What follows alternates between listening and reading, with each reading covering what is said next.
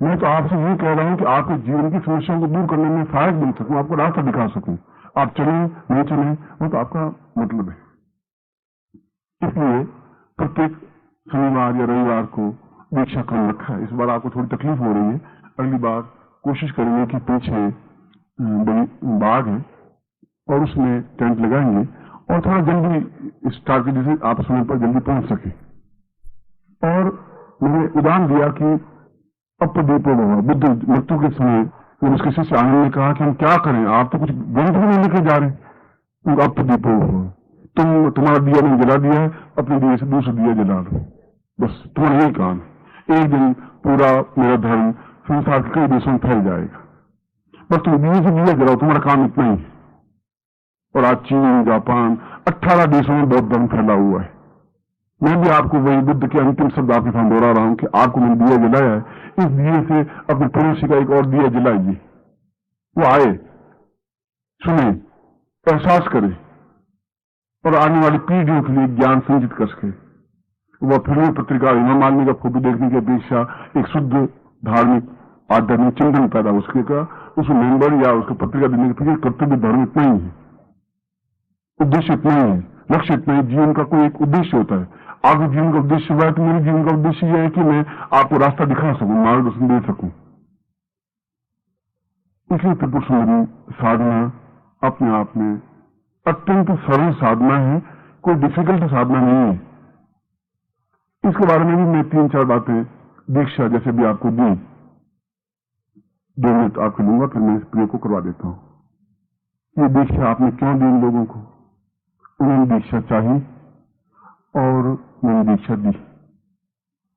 आप लोग मुझसे ज्ञान प्राप्त चाहेंगे, मैं आपको ज्ञान दूंगा। मेरे पास 100 रुपए का नोट है और आपने 20 रुपए चाहे तो 10-10 के 2 नोट मैं आपको दूंगा। अगर मेरे पास है और देने की क्षमता है तो मैं आपको दूंगा, और मेरे 80 रुपए फिर भी मेरे पास बच जाएंगे। ठीक उसी प्रकार से एक गुरु दीक्षा होती है जहां मैं उसको गुरु मंत्र देता हूं कि मैं आज से तुम्हारा गुरु हूं और मेरे दरवाजे 24 घंटे आपके लिए खुले हैं। आप कभी भी आके दरवाजा खटखटा सकते हैं, मुझसे पूछ सकते हैं साधना के बारे में, अपनी पारिवारिक समस्याओं के बारे में भी कि मैं क्या करूं, अब ये घर में समस्या आ गई, इसके लिए क्या उपाय है, क्या मंत्र है। एक ठीक उसी प्रकार से कि एक सगाई हुई, सगाई होने के बाद एक शादी हुई, शादी करने के बाद में पत्नी का हक है वह पूछे कि आप कहाँ गए थे, आपको मुझे ये चाहिए, कपड़े ओढ़ने के लिए चाहिए, ये चाहिए। तो शिष्य का धर्म है वो कह सकता है, पूछ सकता है। इसलिए केवल आध्यात्मिक नहीं, भौतिकता में भी पूछ सकता है, करना तो आपको ही पड़ेगा। मैं तो आपको रोटी बना करके थाली परोस के दे दूंगा, अब मैं मुंह में रखूंगा तो मेरा पेट तो नहीं, वो तो पेट तो आपको मुंह कौर उठा के मुंह में डालना ही पड़ेगा। ये तो हुई गुरु दीक्षा। विशेष दीक्षा जो मैंने अंगुष्ठ से उनके ललाट पर स्पर्श करके, जैसा मैंने उदाहरण बताया कि मेरे पास 100 रुपए थे और मैंने 20 रुपए आपने मांगे, मैंने दिए, कल मैं 20-30 रुपए और कमा लूंगा तो मेरे पास वापिस 100 हो जाएंगे। बस तपस्या का अंश जो मेरे पास था उसमें से आपकी समस्या के समाधान के लिए जीवन मार्ग दीक्षा या महाकाली सिद्धि दीक्षा या जो कुछ भी आप लोगों ने दीक्षा ली, दीक्षा तो 108 है और शास्त्रों में वर्णित है।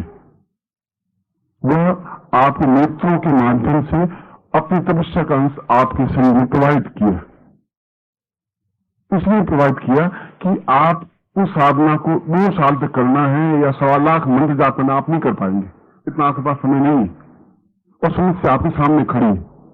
तो मैं 90% काम नहीं कर लूं,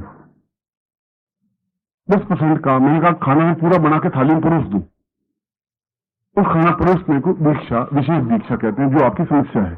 और समस्याएं प्रत्येक की अलग अलग है, मेरी समस्या अलग है, आपकी समस्या अलग है।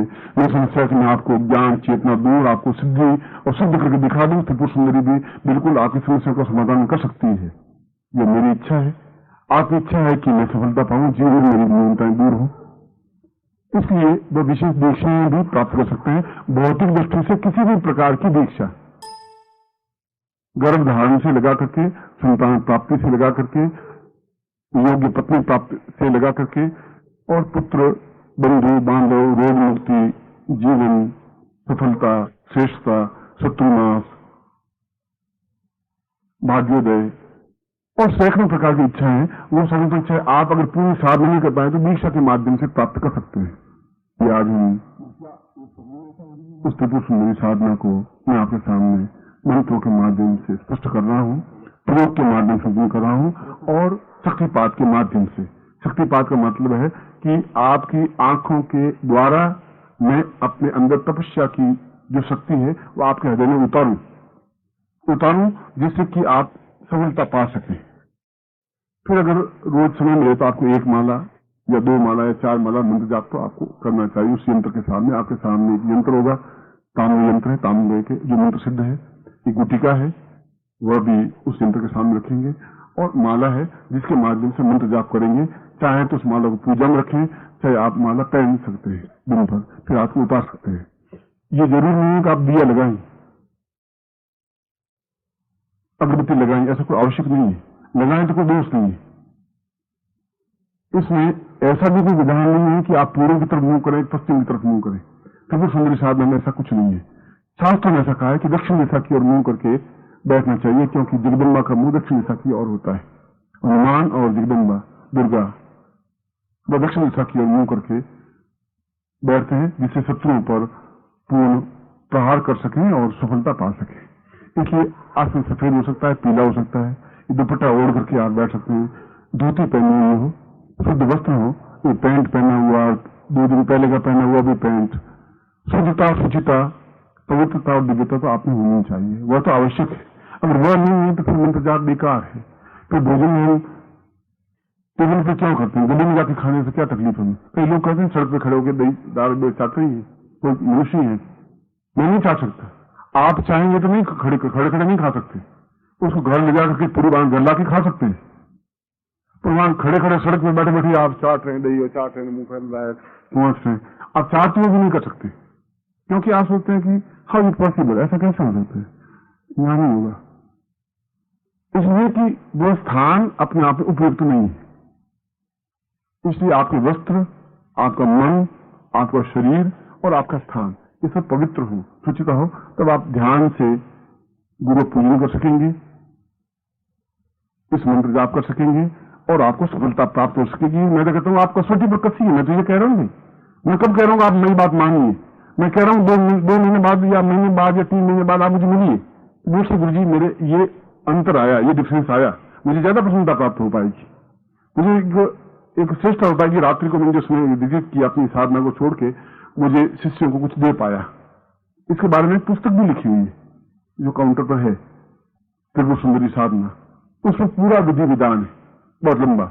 आप उस पूरे लंबे विधान को भी कर सकते हैं, आप उसका छोटा प्रयोग जो भी करवा रहा हूं वो मंत्र भी कर सकते हैं, क्योंकि पूरे विधि विधान को कभी महीने में 1 आध बार टाइम मिल जाएगा, पूरा विधि विधान करिए तो ज्ञान होगा।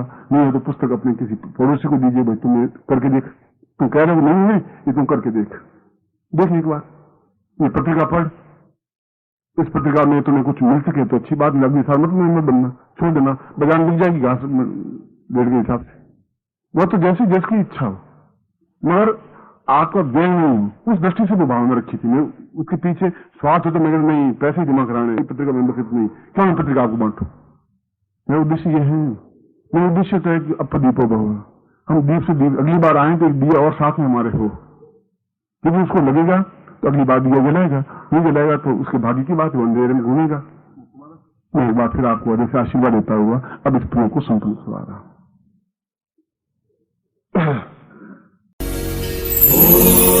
परम तत्वाय नारायणाय गुरुभ्यो